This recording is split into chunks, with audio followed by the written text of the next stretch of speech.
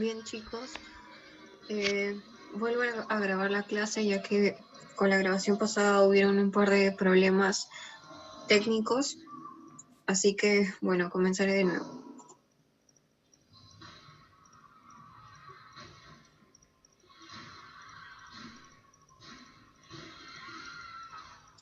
Como les había explicado, la insuficiencia cardíaca no era una enfermedad per se, ya que era un cuadro clínico común a diferentes tipos de patologías, en el cual el punto en común iba a ser que el corazón no iba a ser capaz de bombear la cantidad necesaria de sangre para suplir la demanda que requiere nuestro organismo fisiológicamente, ¿no?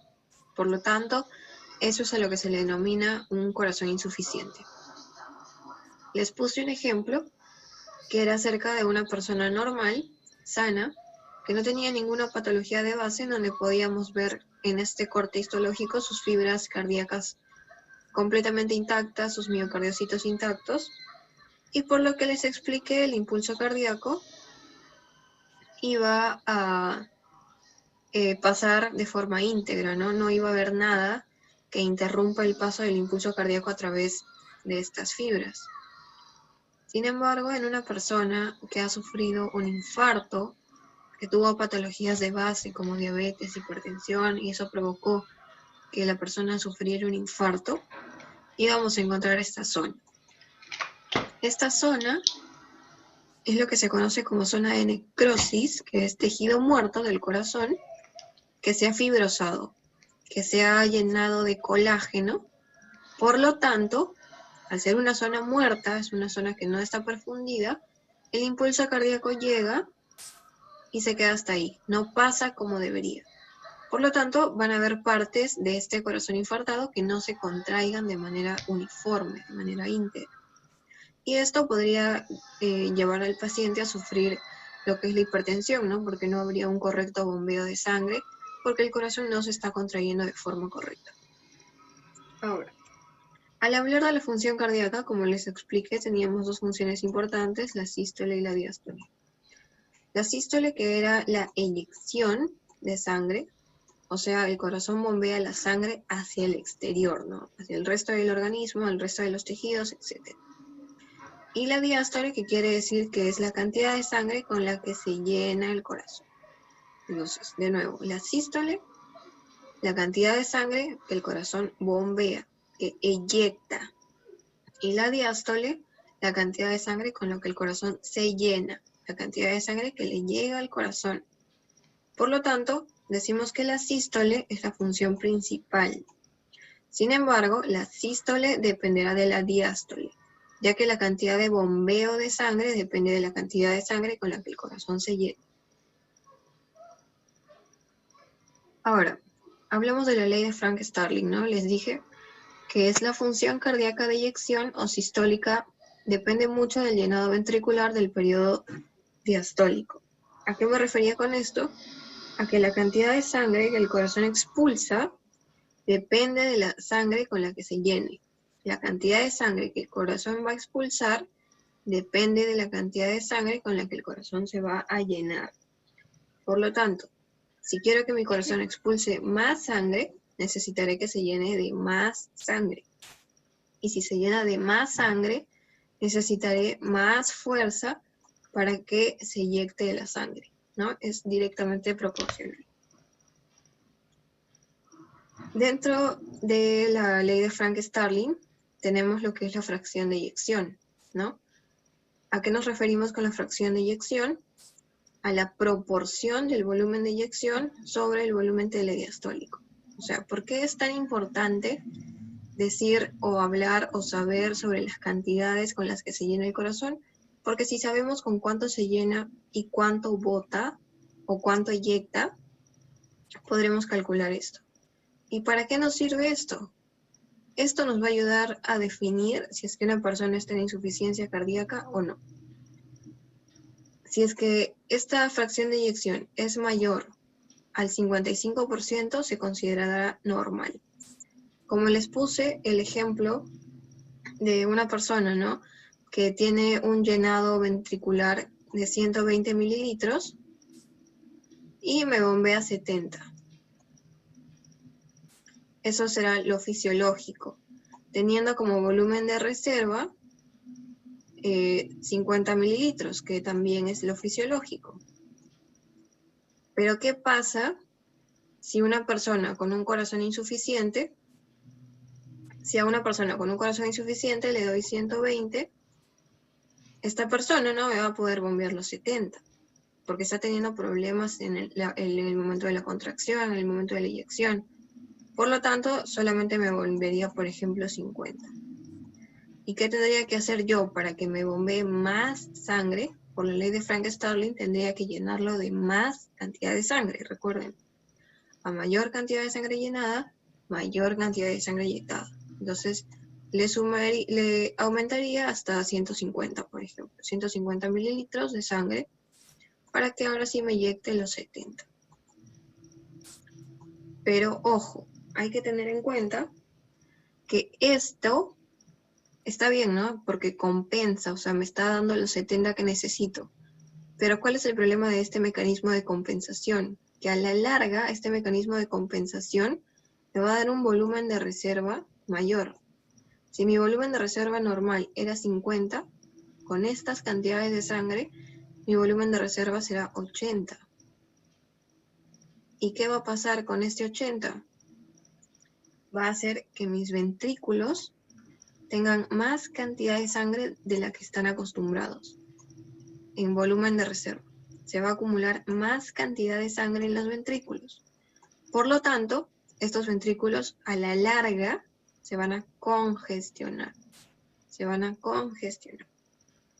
Entonces podríamos decir que la ley de Frank-Starling es un mecanismo compensatorio, pero es inicial.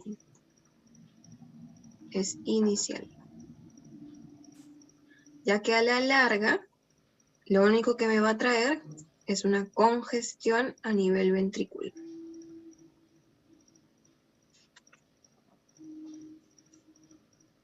Ahora, ¿por qué es importante hablar sobre esta congestión ventricular? ¿Por qué me sirve saber si es que mi volumen de reserva es mayor de lo habitual? Me sirve porque al yo tener un volumen de reserva excesivo y al tener a mis ventrículos congestionados, lo que voy a lograr, o lo que va a ocasionar esto, mejor dicho, es que al estar congestionadas estas cavidades, su presión va a aumentar. Y esta presión va a tener que irse a algún lado. Y el único lado al que se pueden ir es hacia las cavidades superiores.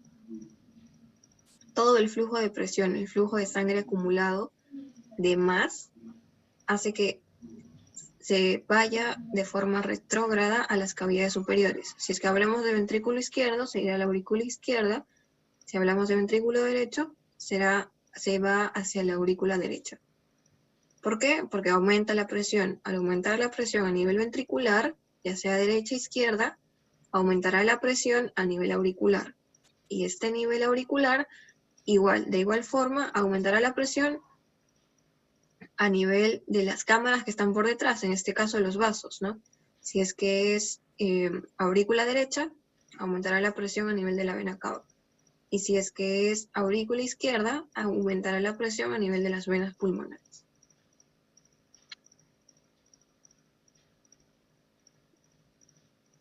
Al hablar de trabajo cardíaco, cuando hablamos de trabajo cardíaco nos vamos a referir al gasto cardíaco. ¿A qué nos referimos con gasto cardíaco? A la cantidad total de bombeo de sangre, que son 5 litros en un día. En un día.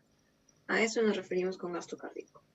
Y el gasto cardíaco depende de dos cosas, del volumen sistólico y de la frecuencia cardíaca. ¿Por qué? Porque el volumen sistólico va a ser la cantidad de sangre que eyecte nuestro corazón y la frecuencia cardíaca es la cantidad de sangre que eyectas en cierta cantidad de minutos, ¿no? Ahora, estos dos componentes van a depender de tres cosas: el llenado ventricular, la contractibilidad y la resistencia a la eyección. Llenado ventricular. ¿Por qué llenado ventricular? Porque el volumen de eyección depende de con cuánto se llene, y al llenado ventricular se le conoce como precarga. Ahora, la frecuencia cardíaca. Para que el corazón lata por minuto necesitamos que se contraiga. La contractibilidad depende del inotropismo. Es decir, que necesitamos calcio, necesitamos miosina, actina, todas esas proteínas para que el corazón pueda contraerse de forma rítmica y se dé cierta cantidad de latidos por minuto.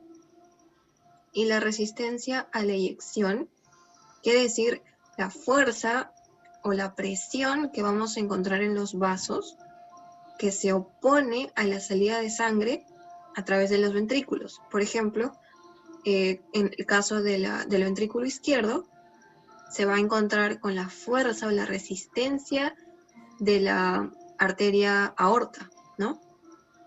Y a eso se le conoce como postcardio.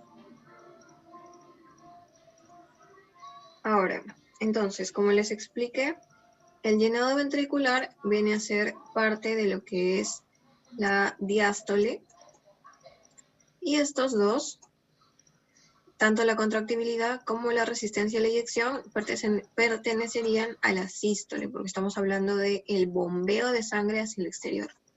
Este habla del llenado, este habla del bombeo, de la eyección. Ahora, ¿qué pasa si yo tengo un problema de llenado? Netamente de llenado, un problema diastólico. Entonces ahí diré que mi paciente está en disfunción cardíaca diastólica. Por el contrario, ¿qué pasa si tengo un problema neto de sístole, de eyección, de bombeo? Mi corazón no bombea la suficiente sangre que necesito. Entonces estaremos ante un cuadro de disfunción cardíaca sistólica. Acuérdense. Diastólica, problema en el llenado. Sistólica, problema en la eyección. Ahora, ¿cuáles son los mecanismos que me podrían producir una disfunción cardíaca diastólica y una disfunción cardíaca sistólica? Dentro de la disfunción cardíaca sistólica, primero decir que es la más frecuente. Es la más frecuente a comparación de la diastólica, que solamente es de un 30 a 40%. Cuando hablamos de la sistólica, vemos que uno de los mecanismos es el compromiso de la contractibilidad.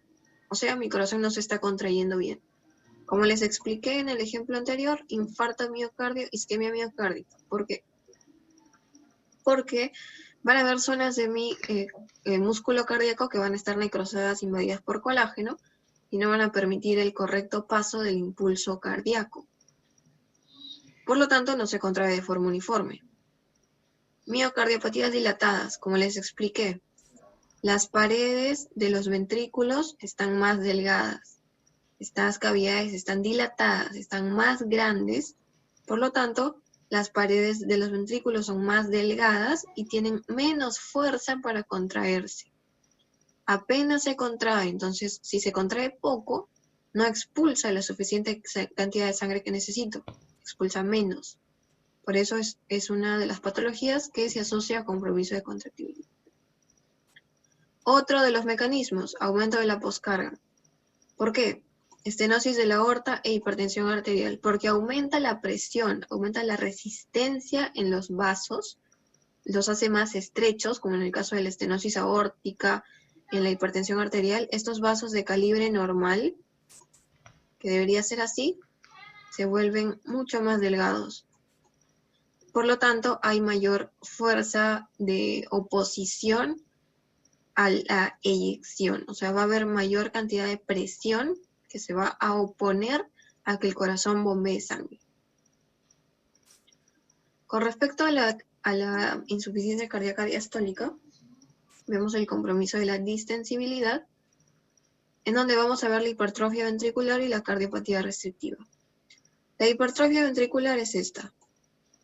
El corazón, el miocardio, está engrosado, por lo tanto, entra menor cantidad de sangre. ¿Por qué? Porque el mismo corazón, al estar engrosado, ocupa más espacio el músculo, no deja que se llene de forma correcta. Y en la restrictiva, el músculo cardíaco tiene la contextura normal, sin embargo, las paredes son más rígidas. Por lo tanto, al momento en el que le llene sangre, este corazón no se va a poder distender de manera adecuada. Se queda rígido, no se llena de forma adecuada. Anomalías en el llenado, como en el caso del mixoma auricular. ¿Qué es el mixoma auricular? Es el tumor más frecuente localizado en aurículas. Por ejemplo acá, ¿no? Si es que tengo un tumor a este nivel de las aurículas, la cantidad de sangre normal que debería llegar aquí se va a ver limitada porque va a haber algo que está ocupando espacio. Por lo tanto, le va a llegar menos cantidad de sangre a la aurícula porque tiene menos espacio por el tumor que está ahí y por lo tanto va a pasar menos cantidad de sangre a los ventrículos. Ahora, ¿por qué es importante saber esto de la insuficiencia cardíaca sistólica, diastólica? Es importante porque según esto vamos a poder subdividir lo que son los cuadros de insuficiencia cardíaca, ¿no? Porque al hablar de sistólica y diastólica estamos hablando de las funciones, pero tenemos que también ver cuál es la cavidad que me está fallando, si es el ventrículo izquierdo, si es el ventrículo derecho, si son ambas. Para esto hablamos de la teoría de la insuficiencia cardíaca posterior.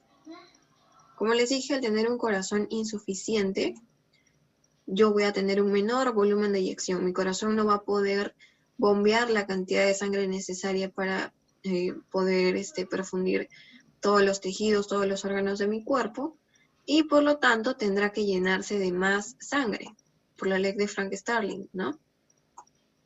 Entonces yo llenaba mi corazón de 150, de lo que usualmente debería llenarlo en el caso del ejemplo de 120, para que me pueda botar 70, los 70 que necesito. Pero yo les dije que al llenarlo de más cantidad de sangre, lo único que lograba a largo plazo era que mi volumen de reserva aumente. ¿Y eso qué provocaba? Congestión. ¿Congestión en dónde? A nivel de los ventrículos.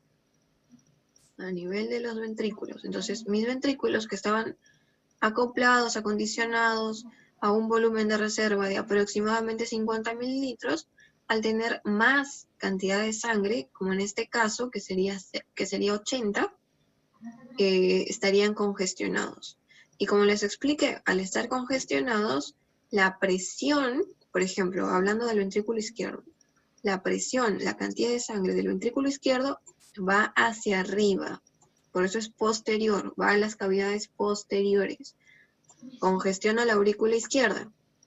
El ventrículo izquierdo va hacia arriba, congestiona la aurícula izquierda, la carga de presión, y la aurícula izquierda, ¿qué hace? Congestionar a lo que le sigue, que son las venas pulmonares. E igual, el ventrículo derecho se congestiona, aumenta su presión, por lo tanto, no resiste más y pasa su congestión, pasa su aumento de presión a la aurícula derecha.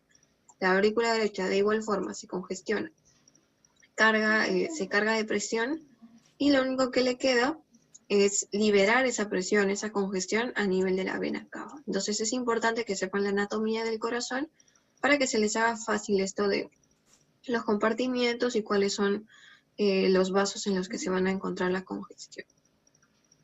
Ahora, hablando netamente de corazón izquierdo. Vemos que el corazón izquierdo, al estar insuficiente, entonces aumenta su presión, aumenta la cantidad de volumen, esto congestiona la aurícula izquierda congestiona a las venas pulmonares, y estas venas pulmonares lo que van a hacer es, mediante las redes capilares de intercambio gaseoso, van a congestionar a los capilares pulmonares. ¿Qué pasa cuando se aumenta la presión a nivel de los capilares pulmonares?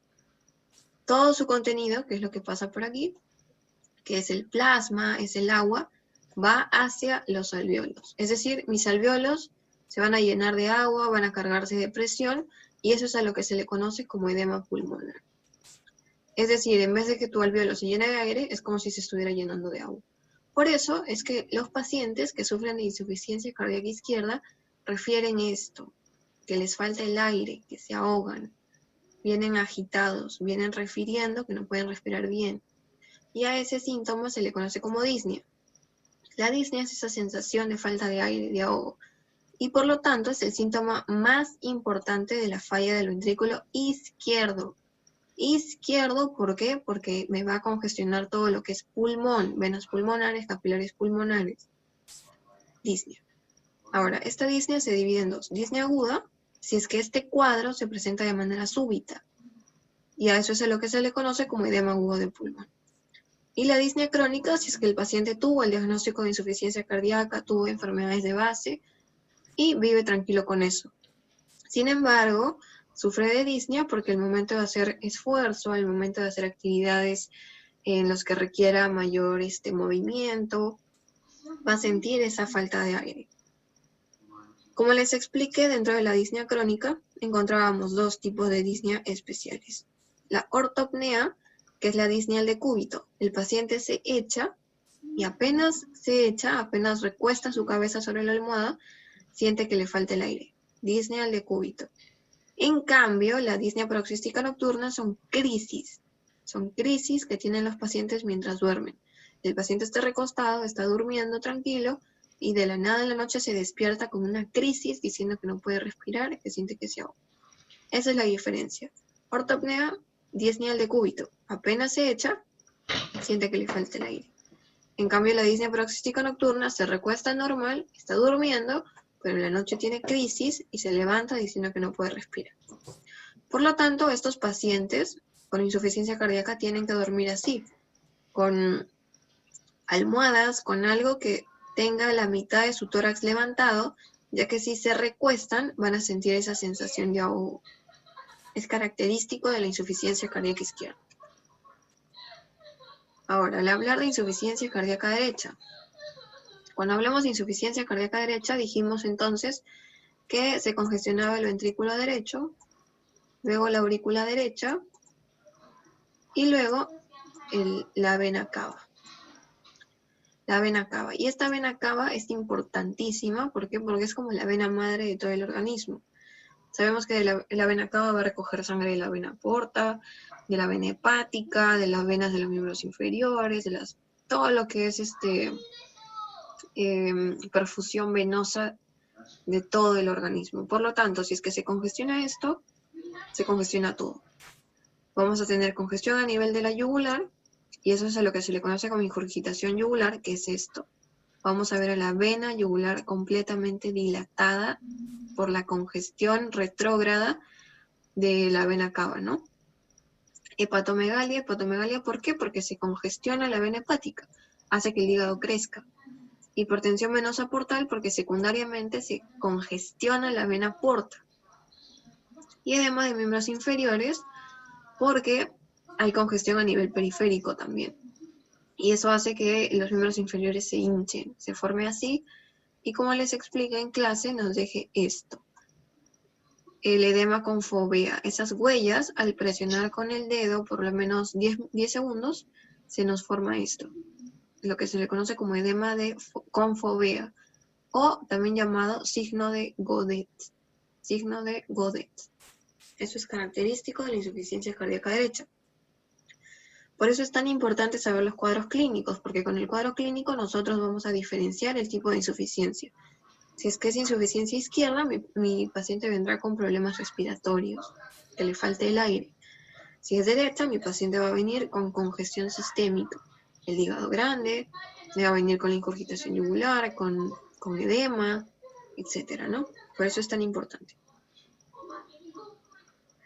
Y la insuficiencia cardíaca anterior. Así como tenemos teoría de la insuficiencia cardíaca posterior, también hay teoría de la insuficiencia cardíaca anterior, que viene a ser como la consecuencia de todo esto, ¿no? Si es que mi organismo no está recibiendo la cantidad de sangre adecuada, entonces mis órganos no se van a perfundir de forma correcta. Por lo tanto, si no se perfunden bien mis músculos, voy a tener fatiga muscular. Si es que no le llega la correcta cantidad de sangre a mis extremidades, van a estar frías, van a estar cianóticas. Si es que no tengo la suficiente cantidad de sangre para perfundir el resto de mis tejidos, mi corazón va a empezar a latir más rápido, voy a tener palpitaciones. ¿Por qué? Porque voy a necesitar que al menos la poca sangre que me está mandando, la mande más rápido. Síntomas renales, porque mi riñón no se está perfundiendo bien. Si mi riñón no se perfunde bien, orino menos. A eso es a lo que se le conoce como oliguria.